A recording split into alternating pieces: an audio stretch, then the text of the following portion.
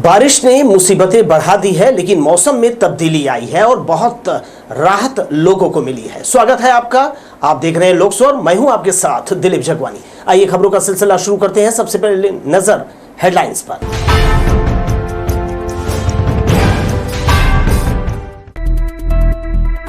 छोटे भूखंड मालिकों के लिए मौखिक आदेश बना सिरदर्द, संपत्ति रजिस्ट्री में भेदभाव।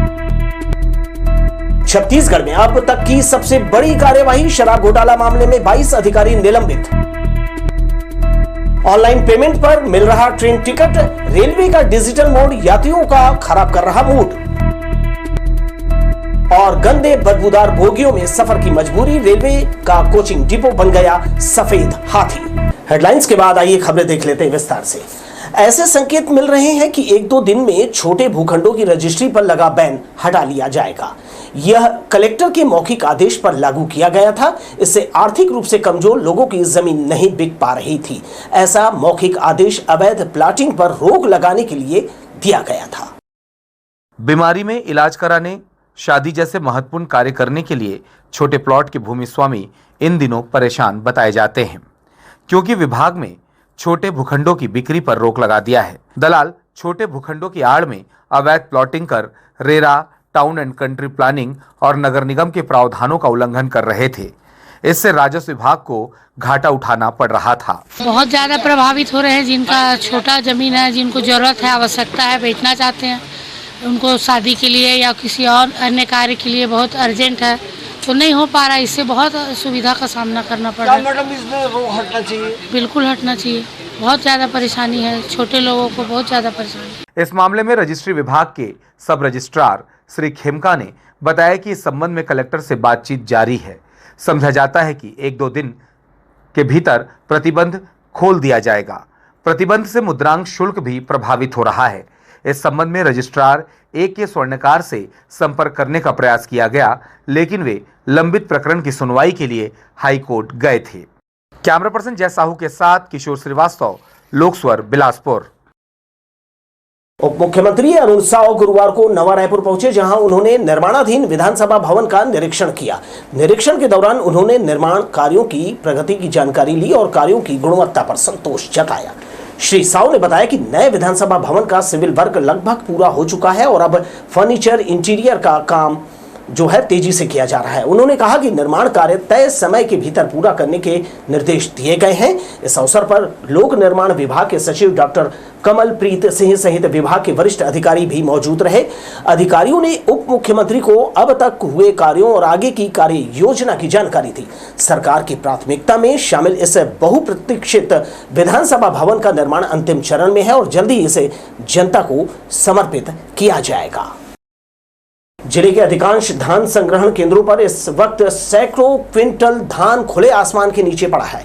कहीं से जैसे तैसे तिरपाल से ढका गया है, तो कई जगहों पर धान पूरी तरह भीग चुका है। तेज बारिश और नमी के कारण अब ये धान खराब होने लगा है। उठाव की रफ्तार बेहद धीमी है। किसान पहले ही कई दिनों से शिकायत कर रहे थे कि ट्रांसपोर्ट की व्यवस्था सुस्त है और गोदामों तक धान नहीं पहुंच पा रहा है। ऐसे में मेहनत से उगाया गया धान बर्बाद हो रहा है। सवाल यह है कि जब बारिश की चेतावनी पहले से जारी थी, तो संग्रहण केंद्रों पर इंतजाम क्यों नहीं किए गए। अब न सिर्फ किसानों का नुकसान हो रहा है, बल्कि सरकारी जो खरीदी है वो भी सवालों के घेरे में है। अगर वक्त रहते उठाव की प्रक्रिया तेज नहीं की गई, तो आने वाले दिनों में भारी मात्रा में धान बर्बाद हो सकता है और इसकी कीमत एक बार फिर किसानों को चुकानी पड़ेगी। छत्तीसगढ़ के चर्चित शराब घोटाले में राज्य सरकार ने अब तक की सबसे बड़ी कार्यवाही करते हुए एक साथ 22 वाणिज्य कर और आबकारी अधिकारियों को निलंबित कर दिया है। ईओडब्ल्यू ने 29 अधिकारियों के खिलाफ विशेष न्यायालय में करीब 2300 पन्नों का विस्तृत चालान पेश किया, जिसे कोर्ट ने स्वीकार कर लिया है। सूत्रों के मुताबिक घोटाले में फर्जी बिलिंग, बेनामी लेन देन और भारी कमीशन के जरिए राज्य को करोड़ों का नुकसान पहुंचाया गया। सरकार की इस कड़ी कार्यवाही से स्पष्ट है कि दोषियों को किसी भी सूरत में बख्शा नहीं जाएगा। निलंबन के साथ ही विभागीय जांच भी तेज कर दी गई है। और इधर छत्तीसगढ़ के सबसे बड़े थोक बाजारों में गिना जाने वाला बिलासपुर का व्यापार विहार इन दिनों बदहाली की गवाही दे रहा है। यहाँ कारोबार तो बड़े स्तर पर होता है, लेकिन मूलभूत सुविधाओं का घोर अभाव है। सड़क, नाली और सफाई की समस्या 25 साल पुरानी है। विशाल बाजार की बरसात में हालत और भी भयावह हो जाती है। ये नज़ारा किसी पिछड़े इलाके का नहीं बल्कि बिलासपुर संभाग के सबसे बड़े थोक किराना बाजार व्यापार विहार का है, जहां हर दिन करोड़ों का कारोबार होता है। लेकिन यहाँ की सड़कें 20 साल पुरानी है, जर्जर हो चुकी है और बरसात में जल समाधि ले लेती है। व्यापारियों का आरोप है कि नालियों की सफाई नियमित नहीं की जाती।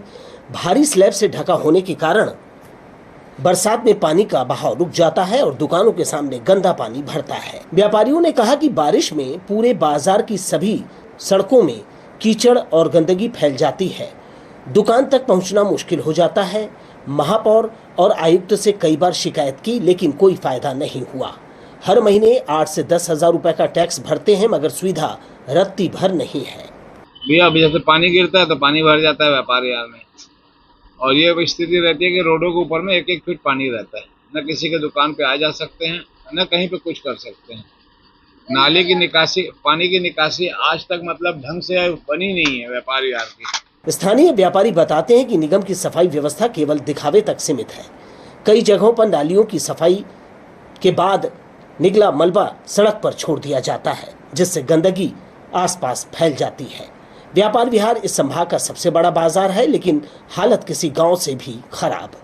निगम सिर्फ टैक्स वसूलता है, सुविधाएं कुछ नहीं। सड़कें, नालियां और सफाई तीनों की हालत बदतर है। अब व्यापारी आंदोलन पर विचार कर रहे हैं।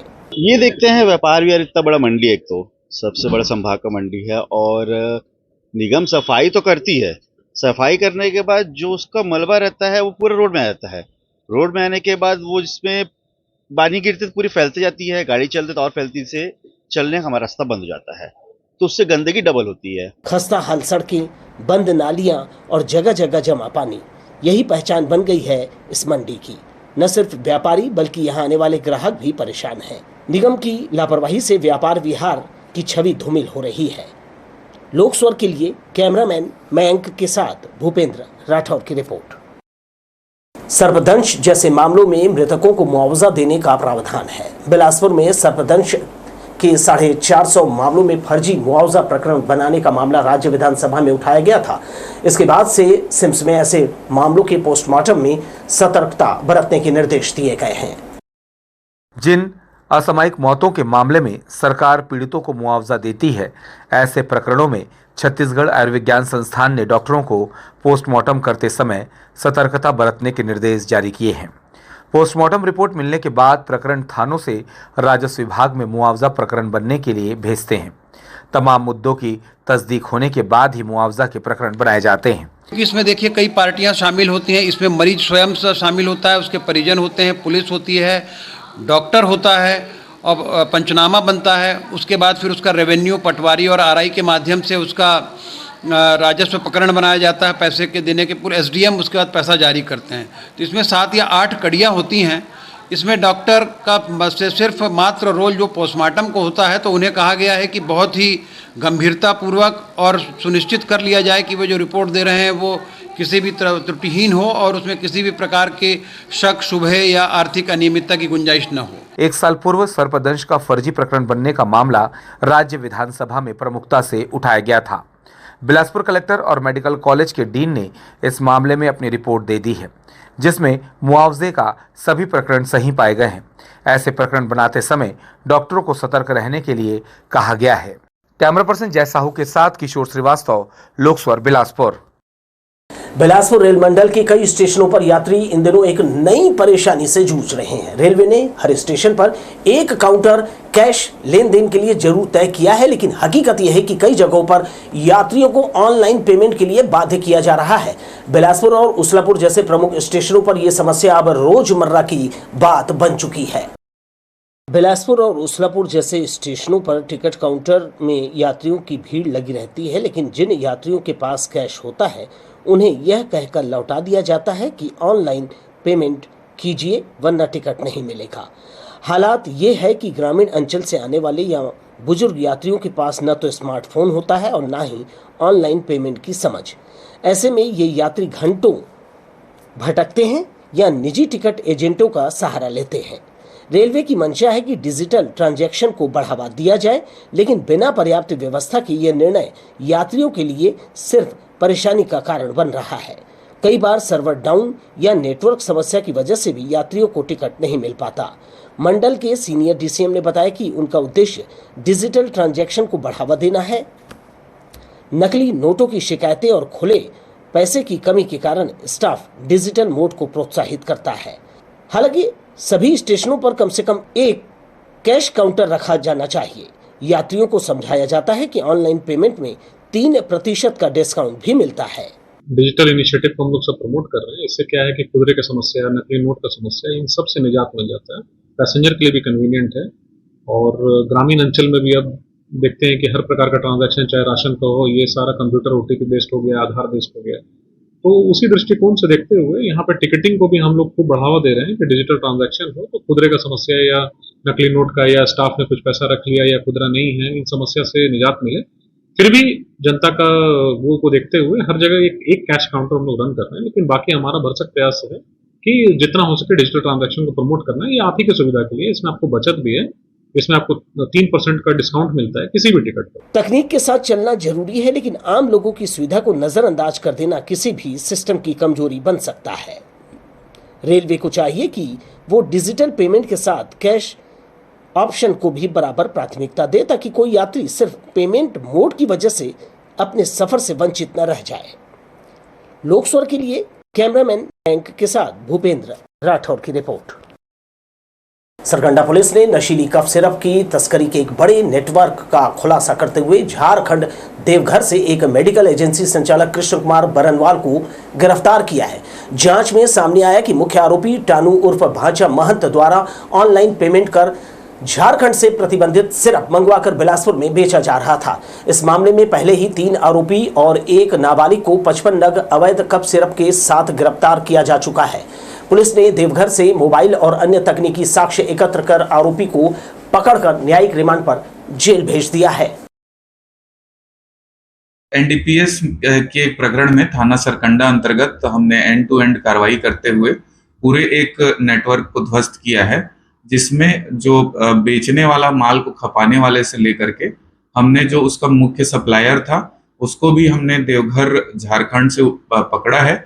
मुख्यतः वह एक एजेंसी का मालिक था जो मेडिकल सप्लाई करता था लोगों को, और इसी सबसे पहले 55 नग जो अवैध नशीली कफ सिरप हमने पकड़ी थी, उसके आधार पे हम एंड टू एंड कार्रवाई करते हुए देवघर झारखंड पहुंचे और वहां से आरोपी जो कृष्ण कुमार पिता नरसिंह बरनवाल हैं, इनको हमने गिरफ्तार करके कल न्यायिक रिमांड पे भेजा है। सरकंडा पुलिस ने जमीन धोखाधड़ी के बड़े मामले का पर्दाफाश करते हुए 6 आरोपियों को गिरफ्तार किया है। आरोपियों ने मृतक के नाम पर फर्जी दस्तावेज और एडिटेड आधार कार्ड तैयार कर खमतराई स्थित 56 डिसमिल पैतृक भूमि की अवैध रजिस्ट्री कराई थी। मामले में पहले से ही आरोपियों को गिरफ्तार किया जा चुका था। वहीं अब फर्जी आधार कार्ड बनाने वाले महामाया साइबर कैफे राजेंद्र नगर चौक के संचालक दीपक कुमार साहू को भी गिरफ्तार कर लिया गया है। आरोपी से फर्जी दस्तावेज और कंप्यूटर सहित प्रिंटर जब्त किया गया है। सभी आरोपियों को न्यायिक रिमांड पर जेल भेज दिया गया है। जो खमतरई गांव में धोखाधड़ी का प्रकरण थाना सरकंडा में वो किया गया था, कायम किया गया था, इसमें श्रीमान वरिष्ठ पुलिस अधीक्षक महोदय श्री रजनेश सिंह सर के द्वारा मार्गदर्शन लिया गया और उनके निर्देशन के अनुसार हमने एंड टू एंड कार्रवाई करते हुए जो दीपक साहू नामक व्यक्ति था, जिसका महामाया कैफे नामक एक दुकान है, वहां से मंगलदास पंडो जिसके नाम से फर्जी रजिस्ट्री कराई गई है और जमीन को फर्जी तरीके से फर्जीवाड़ा किया गया है, उसके जो दीपक साहू है जो कैफे का मालिक है, उसने फर्जी आधार कार्ड बनाया था, उसको हमने कल गिरफ्तार करके उसके कंप्यूटर और प्रिंटर को जब्ती करके हमने उसको न्यायिक अभिरक्षा में भेजा है। कुछ और खबरें देख लेते हैं। देश भर में दौड़ती रेलगाड़ियां जीवन रेखा है, लेकिन इनकी हालत क्या वाकई वैसी है जैसी दिखाई जाती है? बिलासपुर रेल मंडल में कोचिंग डिपो की अहम सुविधा है, फिर भी ट्रेनों की साफ सफाई को लेकर हालात बेहद चिंताजनक है। बाहर से लेकर भीतर तक कई ट्रेनें गंदगी की मार झेल रही है। बिलासपुर से होकर गुजरने वाली कई लंबी दूरी की ट्रेनें, जिनके शौचालयों की हालत देखकर यात्री नाक भांव सिकोड़ने लगते हैं। कोच के फर्श पर जमी गंदगी, दीवारों पर पान की पीक और बदबूदार टॉयलेट, ये हालात रेलवे की सफाई व्यवस्था पर बड़े सवाल खड़े करती है। सिर्फ ट्रेन के अंदर ही नहीं, बाहर की तस्वीरें भी कुछ अलग नहीं है। बोगियों की बाहरी दीवारों पर जमी धूल, कीचड़ और पान गुटके के दाग बताते हैं कि नियमित वॉशिंग सिस्टम नाम मात्र का है, जबकि बिलासपुर में कोचिंग डिपो मौजूद है जहां से कई गाड़ियां जनरेट होती हैं। रेलवे अधिकारी के मुताबिक कुछ लंबी दूरी की ट्रेनों में सफाई की शिकायतें आती हैं जिनका निराकरण किया जाता है। वहीं बिलासपुर कोचिंग डिपो से चलने वाली गाड़ियों की नियमित सफाई होती है, खासकर उन ट्रेनों में जिनके स्टॉपेज कम है, वहां सफाई की स्थिति और भी खराब पाई जाती है। जैसे छत्तीसगढ़ एक्सप्रेस जैसी लंबी दूरी की ट्रेनों में सफाई एक बड़ी चुनौती है। साफ सफाई को लेकर के पहल भी है और हमारा प्रायोरिटी आइटम है और हर प्रकार से जहां तक संभव हो। कुछ गाड़ियां ऐसी हैं जिसमें कि करीब ऑलमोस्ट 100 स्टॉपेजेस है, तो ये तो स्वाभाविक बात है कि जो ट्रेन की स्टॉपेजेस कम रहेंगी उनमें कम गंदगी होगी या लोगों का उस तरीके से, और जिसमें स्टॉपेजेस 100 है करीब, जो छत्तीसगढ़ एक्सप्रेस उसका यहाँ से लेकर अमृतसर से 100 स्टॉपेज, तो उसमें थोड़ा कभी कंप्लेन आता है, तो उसको हम लोग टेक ऑफ कर रहे हैं। डिफरेंट मेथड से, मोड से हम लोगों को कंप्लेन मिलता है, उसको त्वरित कार्रवाई उस पर कर लिया जाता है। रेलवे का दावा है कि साफ सफाई में सुधार की कोशिशें लगातार की जा रही है, लेकिन हकीकत में ये कोशिश नहीं दिखती। जब तक सिस्टम में जवाबदेही नहीं होगी और हर ट्रेन को बराबर तवज्जो नहीं दी जाएगी, तब तक यात्री यूं ही गंदगी से जूझते रहेंगे। सवाल अब सिर्फ ट्रेनों की सफाई का नहीं, बल्कि उस भरोसे का है जो करोड़ों लोग रेलवे पर करते हैं। लोक स्वर के लिए कैमरामैन मयंक के साथ भूपेंद्र राठौर की रिपोर्ट। मंदिरों आश्रमों में गुरु पूर्णिमा के अवसर पर शिष्यों द्वारा गुरुओं की पूजा अर्चना की गई। ये पर्व महर्षि वेद व्यास की याद में मनाया जाता है। शिष्यों ने गुरु को साक्षात भगवान बताया, उसकी महिमा का बखान करते हुए सुमधुर भजनों की प्रस्तुति दी गई। गुरु बिन भवनिधि तरही न कोई, जो विरंची शंकर सम होई। गुरु की महिमा का बखान करते हुए महर्षि वेद व्यास ने श्रीमद् भागवत गीता में गुरु को ही ईश्वर बताया है। वे कहते हैं, गुरु ब्रह्मा गुरुर विष्णु गुरुर्देवो महेश्वरः, गुरु साक्षात परम ब्रह्म तस्मै श्री गुरुवे नमः। गुरु शिष्य परंपरा वाले सदर बाजार के श्री लक्ष्मी वेंकटेश मंदिर में गुरु पूर्णिमा पर शिष्यों ने गुरु का परंपरा अनुसार पादुका पूजन किया। गुरु ने भी अभिभूत होकर शिष्यों को आशीर्वाद और प्रसाद देकर अनुग्रहित किया। सभी मंदिरों आश्रमों में गुरु पर्व बड़ी श्रद्धा से मनाया गया।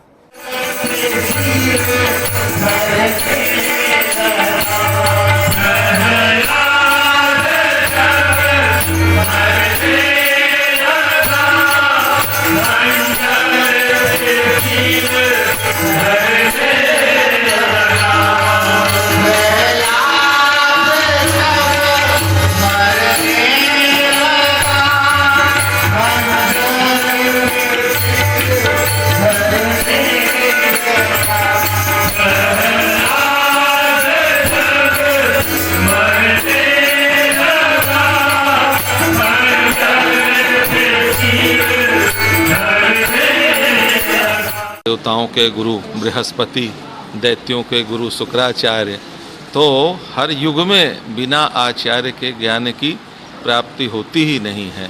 भगवान श्रीमद् भागवत में कहते हैं, आचार्यम माम विजानीयात, आचार्य को मेरा ही स्वरूप जानो। तो ऐसी महिमा आचार्य की, गुरु की कही गई। शास्त्रों में भगवान ने आचार्य को स्वयं ही जो है वह महिमा मंडित किया है।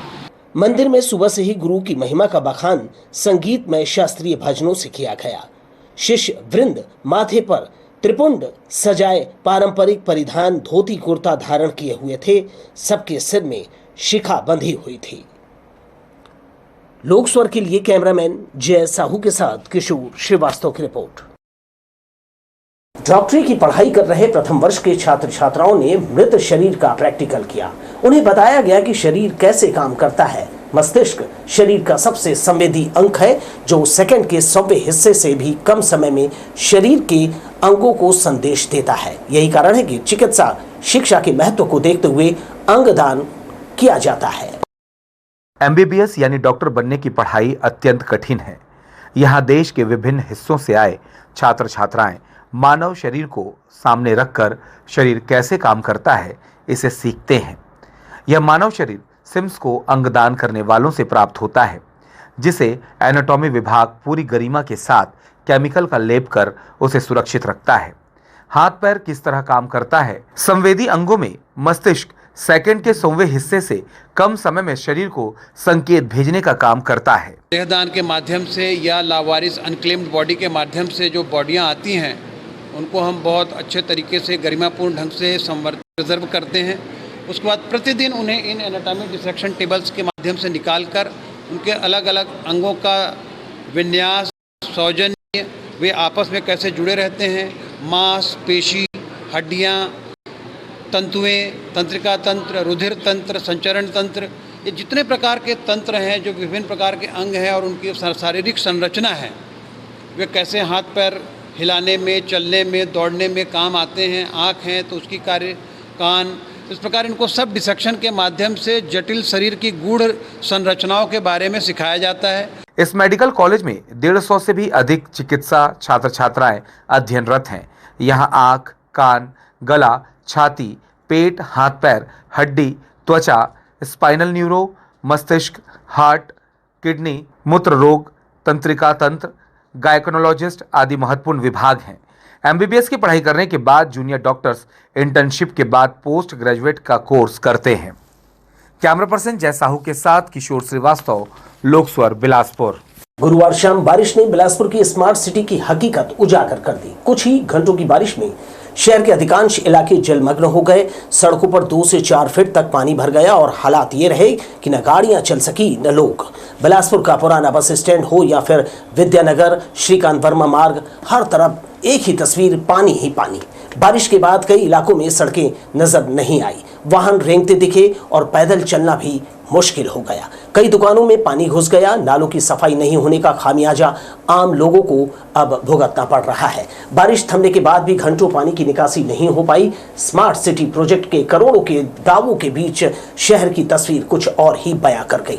बुनियादी ढांचे की पोल हर बारिश में खुल जाती है। जल निकासी का सिस्टम पूरी तरह फेल होता दिख रहा है। हर बार की तरह इस बार भी शहर डूबा और शायद अगली बारिश तक सब कुछ यूं ही चलता रहेगा। बारिश क्या हुई, रेलवे स्टेशन की सड़कों पर जल जमाव की कहानी फिर दोहरा गई। बिलासपुर रेलवे स्टेशन पर गुरुवार शाम हुई तेज बारिश ने इंतजामों की पोल खोलकर रख दी। टिकट काउंटर से लेकर गेट नंबर 1 तक सड़क पर पानी जो है लबालब दिखाई दिया। यात्रियों को घुटनों तक इस पानी से होकर गुजरना पड़ा। गुरुवार शाम करीब 1 घंटे की तेज बारिश ने बिलासपुर रेलवे स्टेशन की स्थिति को पूरी तरह अस्त व्यस्त कर दिया। टिकट काउंटर से प्लेटफॉर्म गेट तक पानी भर गया। सबसे ज्यादा परेशानी उन यात्रियों को हुई जो ट्रेन में सवार होने की जल्दी में थे। स्टेशन के बाहर बनी सड़कें भी जल भराव से लबालब हो गई।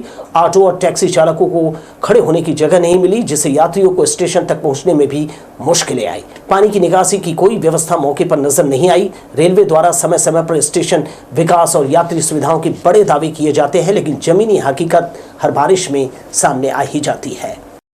बारिश से जुड़ी एक और खबर। बिलासपुर में गुरुवार शाम हुई तेज बारिश ने न सिर्फ सड़कों को जलमग्न कर दिया, बल्कि ट्रैफिक सिस्टम की पोल खोलकर रख दी। नारायण प्लाजा के पास बारिश के दौरान ट्रैफिक सिग्नल चालू रहा, जिसके कारण लोगों को भारी बारिश के बीच जो है सड़क पर रुकना पड़ा। वहीं श्रीकांत वर्मा मार्ग की हालत भी बेहद खराब रही, जहां घुटनों तक भरे पानी ने बाइक, स्कूटी तक बंद करा दी। एनआर प्लाजा के पास जब गुरुवार शाम मूसलाधार बारिश हो रही थी, उसी समय ट्रैफिक सिग्नल जो है चालू रहा। तेज बारिश में लोग न तो आगे बढ़ सके, ना ही रुकने की जगह थी। मजबूरी में लोग बारिश में ही भीगते हुए सिग्नल पर खड़े रहे। प्रशासन का इस ओर ध्यान नहीं गया। बारिश के समय ट्रैफिक कंट्रोल न होना और जल जमाव की स्थिति मिलकर शहर की व्यवस्था को पूरी तरह पंगु बना देती है। सवाल यह है कि बारिश की चेतावनी पहले से थी, फिर क्यों नहीं किए गए पूर्व इंतजाम, ये समझ से परे है।